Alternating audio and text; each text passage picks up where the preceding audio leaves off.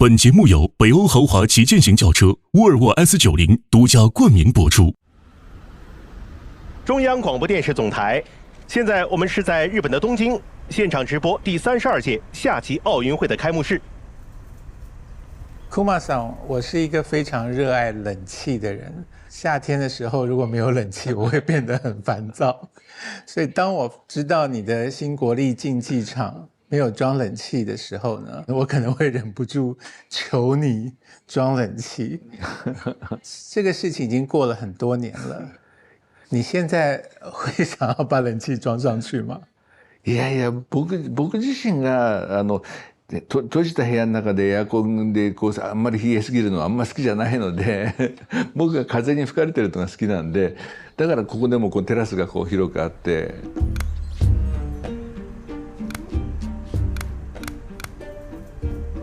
だから今でも国立競技場はエアコンをつけないでよかったなと思ってますけどね。所以现在重新设计一次新国立竞技场，还是不装冷气？入れないです。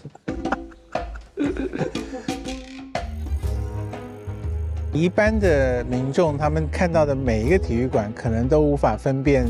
优劣或者是品味。得到了这个机会，很难抵抗不让它变成一个巨大的炫耀自身存在的标志性的建筑物。隈研吾没有这样做，他做了一个平淡的东西。是的。我多年来的工作习惯，只要是我访问的对象，我都把他们想成是恶魔。我不会因为这个人在台上很美丽，或者是平常演戏的时候都笑眯眯，我就会假设这是一个容易访问的人。你只有先把对方都想成是恶魔，你才会自己好好准备，全副武装的上阵。那结果对方是天使，你也很庆幸。可如果对方真的是恶魔，你也有办法跟他好好的决斗一场。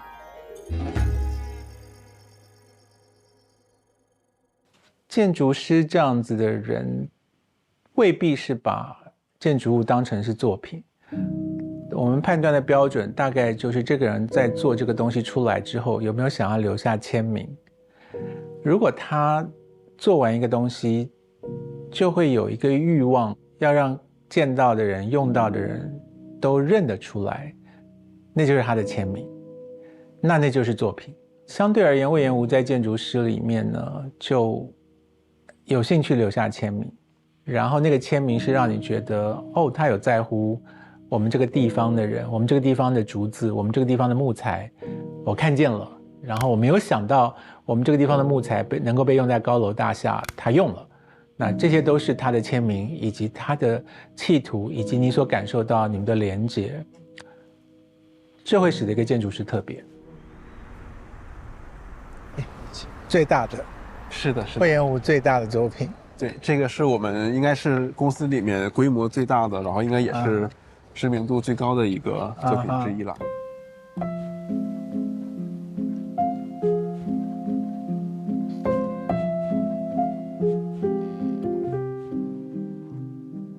以一般的民众，他们对于体育场的观念，他们看到的每一个体育馆，可能都无法分辨优劣或者是品味，他们就觉得体育馆都长这样。是的，是的。所以隈研吾的体育馆要怎么样让人觉得一眼看过去会看得出它的特色？就是一般的体育馆，它可能会更强调的是说，体育馆本身长得什么形状啊、形态有曲线啊，或者是起伏的这种。但是我们这边设计体育场的话，它的最大的目标就是希望这个地方哪怕没有赛事的时候，然后周末的话，然后人们也能来这边散散步啊，然后去带孩子啊，家里面一起来这边逛一逛。然后包括像上面的这些地方有很多的绿色的植被，我们希望就是不是仅仅做一个体育场吧，希望能做一个像公园一样的地方，然后在这个周末的时候也能让大家去来感受这个体育场吧，相当于。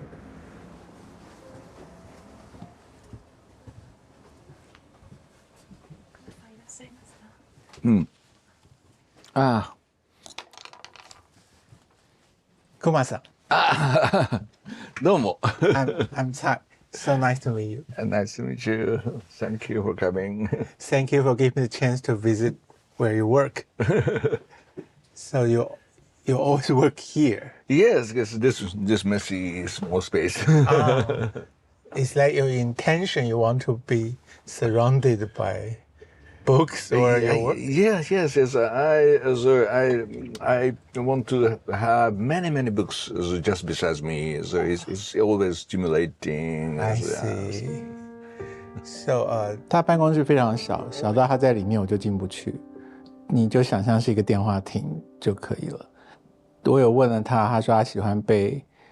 很小的空间包围着。某个程度我也可以理解，那可以帮助一个人专心做他的事情。可是对于一个曾经盖过这么多气派奢华的办公室的人而言，他喜欢这么小的而且杂乱的空间，我认为是非常有趣的事，对我也很安慰，因为我也很喜欢杂乱。本节目由北欧豪华旗舰型轿车沃尔沃 S90 独家冠名播出。Kuma桑，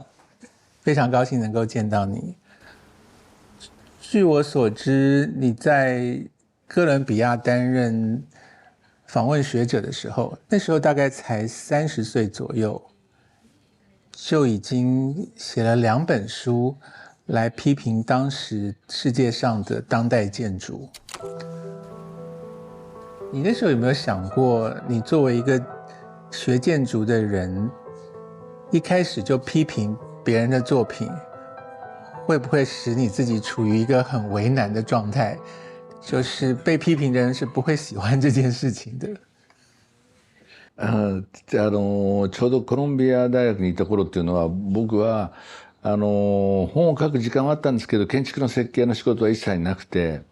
それでそれにすごいフラストレーションがあったんですね。設計したいけど何も仕事は来ないっていうでやっぱりそのフラストレーションをなんか本を書くことで発散して人の建築のある意味で批判することで発散してたみたいなことがあったんで、それは僕の精神衛生上はすごく良かったんですけど、それで結構敵も作りましたね。所以当时会觉得自己是一个比较愤怒的人吗？そうですね。やっぱりある種の怒りみたいなものを持ってましたね。で、それはちょうどその頃っていうのは80年代で超高層ビルがバンバン建って、それニューヨークにも東京にもどんどん超高層ビルが建って、でその超高層ビルのデザインもなんかポストモダンの、目立てばいいっていうようなデザインだったので、そういうものに対してちょっと怒りを感じてましたね。那个愤怒导致了什么样的结果？会使你想要做出比他们更张牙舞爪的、更炫耀的东西，还是你就觉得这个风气没有改变前，我不想做任何东西？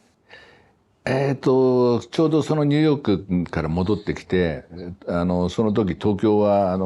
バブル経済ですごく経済が良かったので、僕みたいに経験のない若い人間にもチャンスがあって、でその時はやっぱり自分の名前が出るような目立つものを作りたいと思ったんですね。でもそのポストモダンの建築みたいに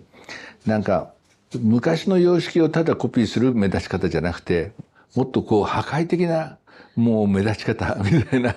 ことをやりたくて、例えばそれはジャズとかすごいロックのミュージックみたいなそういうことをやりたくて、それで一番最初に作った M2 という建物はちょっとそういうロックっぽいものでたんですけど、先輩の建築家たちからはものすごい悪口をたくさん言われて大変だったですね。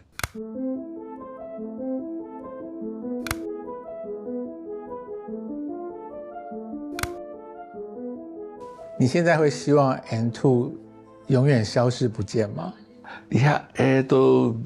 逆に建物は今すごくある意味で僕にとって懐かしい建物で、もう建物をぜひ残ってほしいなというふうに思いますね。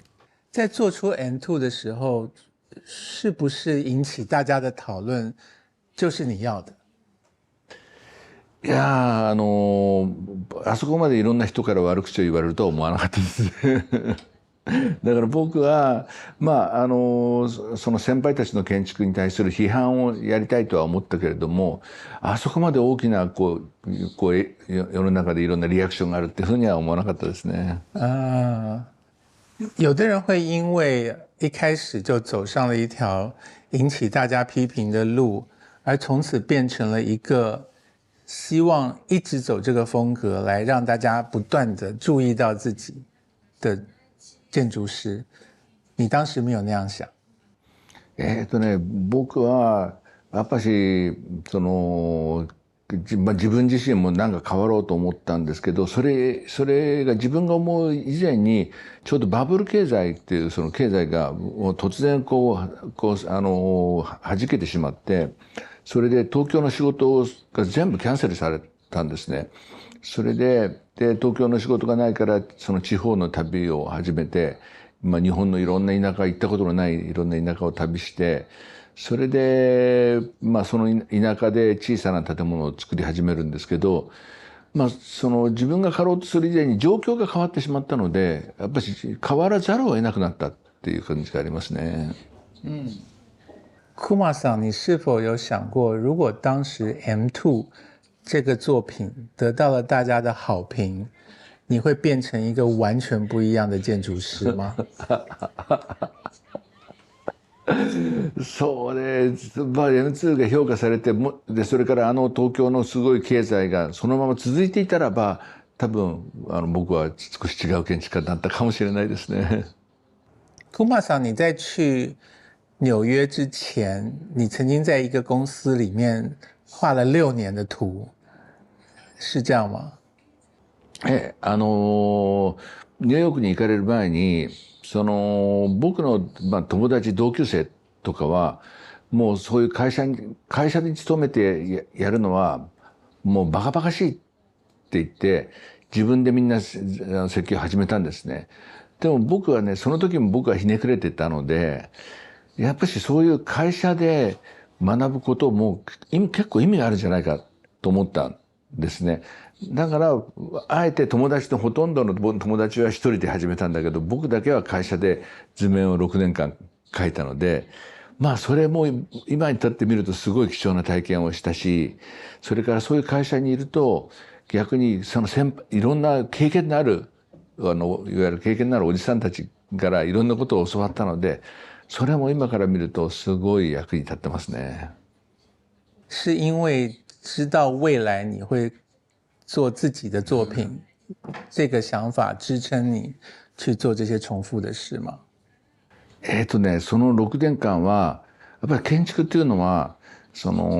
ろんな種類の建築があって、それから最初は階段ばっかし描いてたりとか、最初はトイレばっかり描いたりするんですけど、その階段やったトイレ描いてると、次の時は、今度はもうちょっと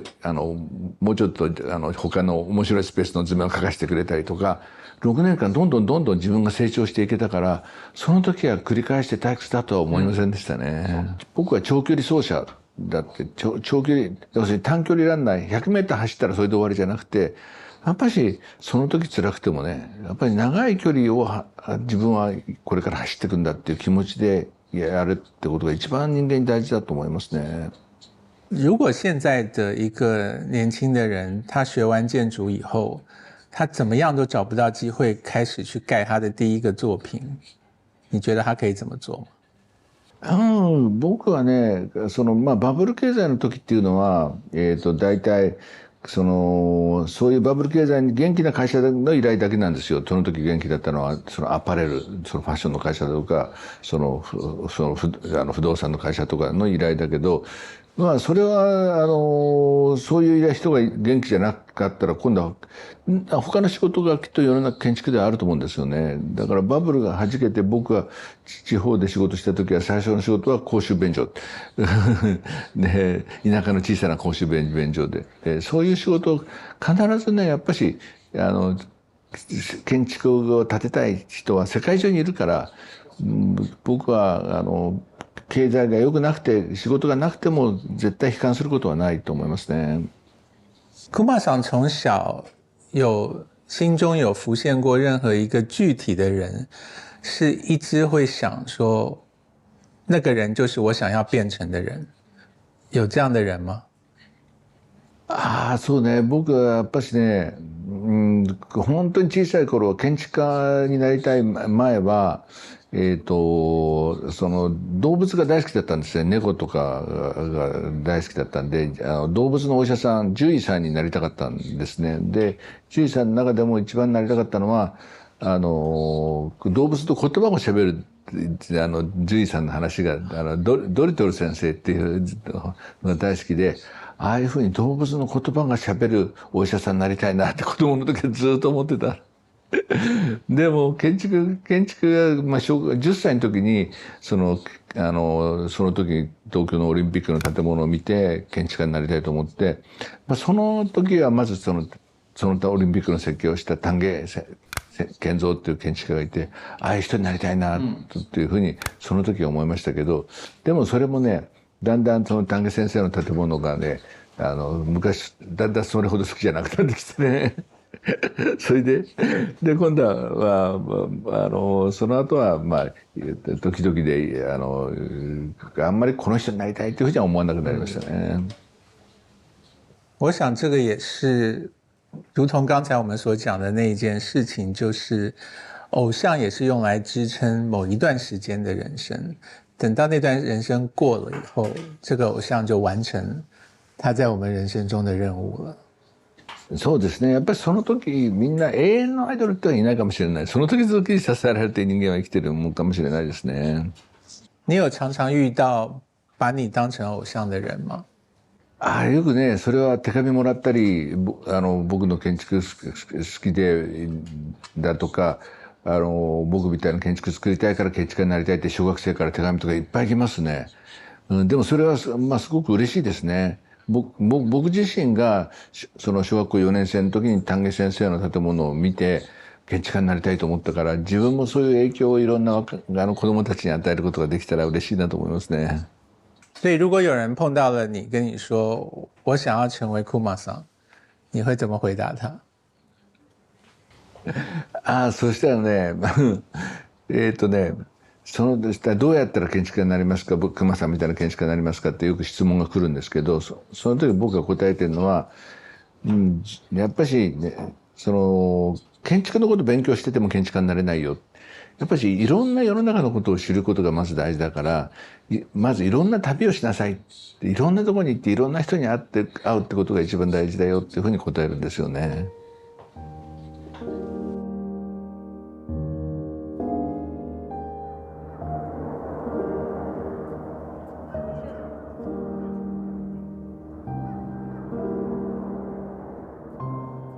这个应该算是我们也是最有名的代表作之一了，相当于是。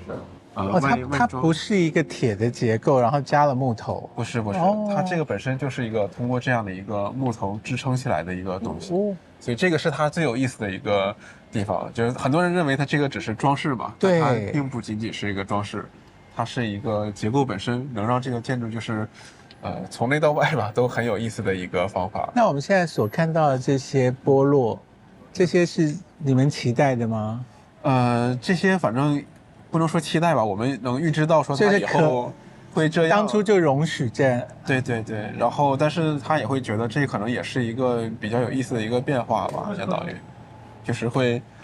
渐渐的这个建筑也像一个人一样吧，会逐渐的变老。所以这个木材的选择会要考虑它在户外支撑的程度。一般来说日本是30年到40年左右，然后但其实日本建筑的寿命本身也要比国外短很多，因为日本建筑的这个更新换代啊，新陈代谢也非常快，可能到时候就是同样的地方可能会用别的素材啊或者别的方式再去做一个更新啊或者是崭新的一个东西。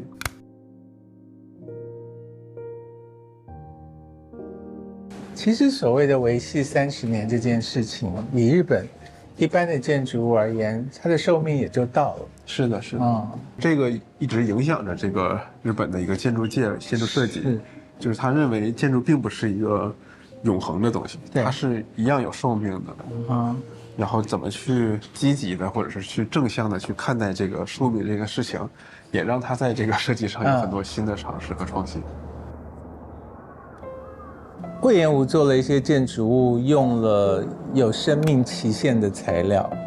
因为相对于水泥而言，好像有生命的材料代表着时间的变化。可是呢，这也就意味着他希望建筑物是有它的生长期，可是一定也有衰败期啊。这是你的愿望吗？你希望让本来没有生命的建筑物变得有生命，可是这也就意味着它有期限，乃至于它会死掉。这是你希望達到的一個理念吗？命があるとだんだんとこう年取ってきて変わってきて、ことは逆に僕は建築をより面白くするし、より僕らのとなんかこう親しみのあるものにしてくれると思うのでいいと思いますね。でその時に最終的に死があるかもしれないけど、でもね建築って死の後もまた再生するんですよ。例えばこうよく僕が最近リノベーションってやるんだけど、一度こうもう使えなくなったものをもうちょっとやるとまたね息を吹き返したりまた若くなったりすることもあるしね。だから僕は永遠の死ってのはなくて、やっぱり建築の場合はこう年取ったり再生したりってことを繰り返していけるもんだなと思ってますね。我有一次跟一位很出色的艺术家聊天，我问他，你透过你的艺术品最后想要达成什么？那位艺术家回答我说，他希望达成不朽。我当时听了有一点惊讶，因为我在现实生活中已经很少听到不朽这两个字了。可是我有点好奇，做建筑的人是不是心里面在希望達到不朽？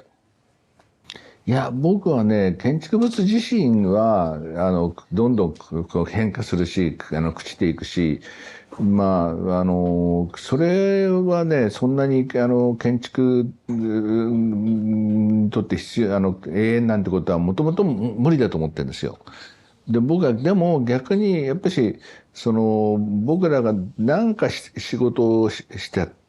てことの記憶はね、ある意味では永遠だと思うんですよね。だからそれは肉体を朽ちてもその人の記憶っていうのは永遠になり得るし、建築ってもそういうもんだと思いますね。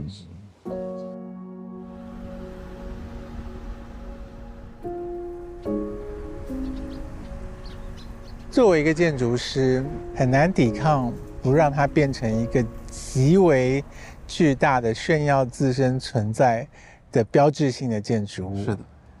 魏延武他做了一个平淡的东西。是的，是的。其实我从个人来讲的话是很难的，因为如果我是设计师的话，我肯定要想把我很多东西要去加进去。但是他觉得，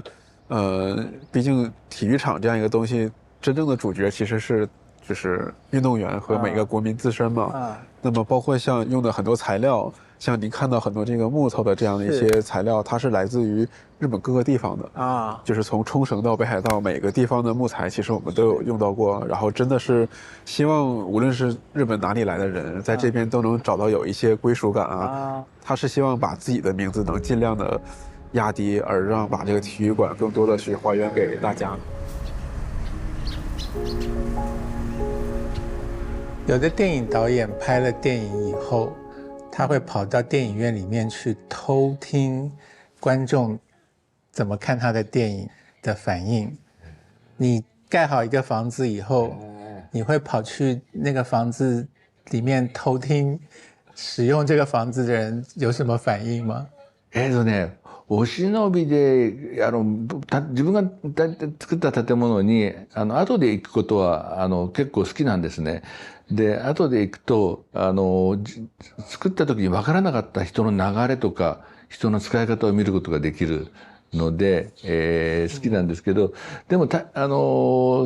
てる人だと大体見つかって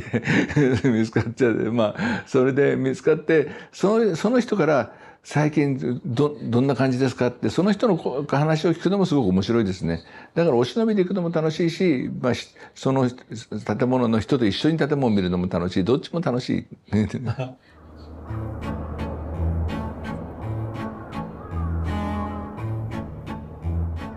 魏延武先生在做非常多的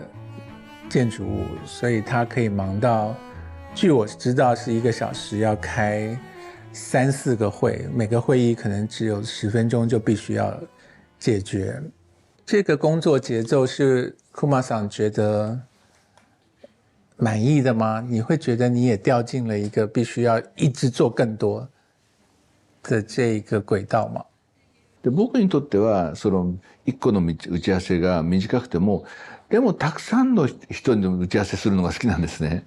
で逆にね一人の人と1時間とか2時間話してるとねだんだんなんかお互い攻撃したり喧嘩したりするから一人の人とは短くてもなるべくたくさんの人からいろんな話を聞くっていうのが楽しいからそれが自分の疲れない走り方なんで、そのペース疲れない走り方をずっと続けていきたいなと思ってるだけですね。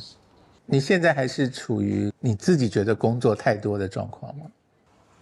それはね時々と思うこともあるけどね時々この1週間は本当に辛い1週間だなとか思う時もありますけどでもそれも自分のペースをその忙しい中で自分のペースで倒れないペースを見つけるってことをやっていけばなんとかなるかなと思いますね。人家从你的作品判断你是不是一个很愿意放松、缓慢、休息的人，可是你本人却完全不是这样一个人，所以你觉得这两件事根本没关系是吗？それはね僕関連性あると思うな。多分僕はやっぱり楽しく生活したいと思ってるんですよね。で楽しく生活するの場合は僕の場合は一人で部屋に閉じこもっているのが楽しくなくていろんな人に会っていろんな話をしていろんな人と飲んでみたいなそういうのが楽しいのでやっぱりそういう僕自身が楽しいと思うことをそれが空間でもそういうなんか楽しいことができるような空間を作りたいと思ってるんですよね。だからやっぱりそれは僕っていう人間が僕の生活をデザインしてるわけだし僕の好きな生活のための空間をデザインしてるっていうことである種の一貫性が僕はなんかあるような気がしますね。我平常有机会看不同行业的人他们在抱怨他们的工作生活的时候很常有一个类别叫做乙方抱怨甲方。建筑师在我看起来是这里面的一个非常微妙的地位的创作者，因为对方可能给你钱很少，可是要求很多，或者你做好了以后你觉得很棒，对方却觉得有很多问题。我想要问库玛桑的是10个客户，通常你会讨厌其中几个？それはねゼロっていうとちょっと嘘になりますね。やっぱりね10人いるとねやっぱり 2,3 人はちょっとねっていう人はいますね。でもねそういう人も最初は嫌だと思っても良くなるってことが結構多いですよ。だから最初嫌な印象を与えるのは向こうもなんかすごくちょっと建築家と仕事するのとかちょっと神経質になっててナーバスになっててわざとすごい強いことを言ってきたりなんかするんで意外に一緒にご飯一度食べたらすごく実はいい人だったってこともあるし。万一虽然客户很讨厌，可是那个工作本身非常吸引你，你会怎么選擇？それはね不思議にこの嫌なクライアントだと仕事もあんまり魅力的に思えなくなってくる、っていうことはありますね。だから僕は仕事はやっぱり仕事はねやっぱり誰とどんな建物が作れるかっていうよりかどんな人と仕事をするかっていうことが一番大事だと思っていて楽しい人と仕事するとやっぱり楽しいし、そういうふうに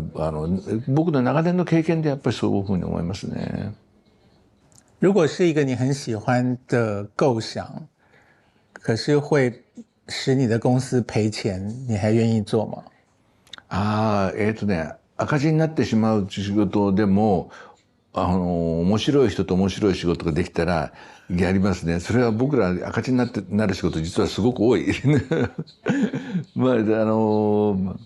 一番最初に中国でやった万里の長城の竹の家のプロジェクトは本当にものすごい赤字だったんだけど、できたものはもう僕の一番気に入ってる建物の一つができたんですね。でそれはだから赤字になることと建物とはあんまり関係がなくて、むしろ赤字になる方が面白いものができるかもしれないなと思いますね。我每一次碰到我的来宾的时候，我的状态可能都刚好掉在一个我刚读完某一个我觉得有启发的书，然后我跟那个书的作者正处于我的单方向的辩论之中。我正在读的那本书的作者举的例子就是建筑师，他就说我们人在我们的一生当中不断的延后我们的价值实现的时刻。比方说很多人都会一直讲说，等到我买好房子以后，等到我结婚以后，等到我大学毕业以后，你有那么多的以后，你就是没有现在。所以他就举了一个例子说，就像建筑师，他的每一个现在都在准备下一栋建筑物。所以我就想说，魏延吴刚好撞到这个上面来，我就来问他吧，就是你作为一个建筑师，你一直在计划这么多事情，你真的有现在吗？他一定思考过这件事。我想要请问Kumarさん，就是你会觉得你有太多工作就是在为下一个目标做准备，你现在在忙的每一件事情都是以后要达成的，然后你知道生命是有限的，所以有一天终究你不会再有那么多未来的时候，你会觉得你错过了很多的现在吗？そうですね。僕はね、やっぱし、未来のために仕事をしてるんじゃなくて、今のために仕事をしてるんだと思うんですよ。で今の仕事を楽しくするために、その未来のことも考える。例えばこの今設計の仕事をしているのは、建物ができた時どうなのかなって未来のことを想像するんだけど、やっぱりそれは今を楽しくするためなんですよね。だからやっぱり今を楽しくしないと仕事してる意味がないと思いますね。如果你现在忙到没有感觉活在现在，都在想未来的事，这个就不是你要的。そういうのは今が楽しくなかったら嫌だなって。也就是说，虽然你在画一张图，可是你在画这张图的时候，你就很开心，因为你在做你喜欢做的事。不管这张图将来会不会盖成一个真的房子，那个以后再说。可是现在你是开心的。でもこの建物がやっぱし良くなるってことを考えてるから、やっぱし今を楽しめるんで、やっぱりその建物がこの絵描いてるこの一瞬っていうことは実は未来がそれを楽しくしてくれてるんだと思うんですよね。だから必ずつながってるから、今を楽しもうとしてるけどもう絶対全て未来とつながってるなとは思いますね。Kumarさん，你希望将来的人怎么記得你？最近そのことをよく考えるんですけど、やっぱりその建築のその世界で今そのコンクリートや鉄で建築を作ってた時代から、やっぱり自然の素材で建築を作る時代に大きく変わろうとしてる、ちょうど変わり身にいると思ってるんですね。だから未来の人はなんか桑さんがそういう変わることの一つのきっかけを作ったって言って僕のことを覚えてくれればいいなっていうふうに思うんですね。从你的办公室可以很容易就看到那边有一片墓碑哈。你有想过你如果有墓碑的话，你希望上面写什么？お墓がいやここに今見えるお墓の中に実は僕はうちのお墓も一個デザインしたんですね。でうちの父親がそこに眠ってるんだけどそれはねすぐ近くに父親のお墓があるのはすごく安心して楽しいですね。所以如果你可以设计你自己的坟墓，你会希望它长得跟别的坟墓不一样吗？それはね、その父親の墓は僕も自分も入るつもりでデザインしてるから、それはねちょっとね周りのねお墓とは違うんです。すごくね実は高さが低いの。他のお墓はこ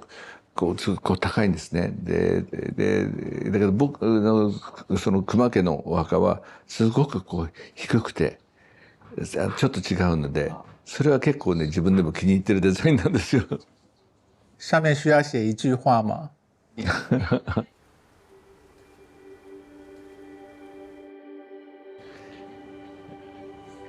それにはねただちっちゃくサインで「クマ」ってだけ刻んであります。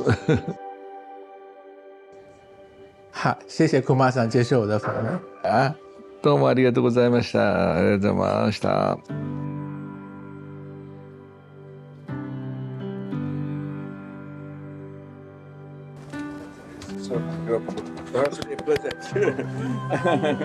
Thank you, sir. Oh, I love it. Thank you. It's so good. Thank you, sir. Thank you. 因为我认识一些人，他的每一个当下都只是为了为未来做准备。他现在赚的每一笔钱都是为了将来要退休。他现在赚这笔钱的每一秒钟都不快乐。他想象他10年后会快乐。第一个，你不知道10年后他会怎么样；第二个，你赚的钱未必够他10年后快乐。所以把希望全部都压在未来，我觉得是一个太天真的对待人生的态度。隈研吾很幸运的是，他现在所做的每件事虽然也都在迈向一个未来，可是他当下也很快乐，这是很幸运的事情。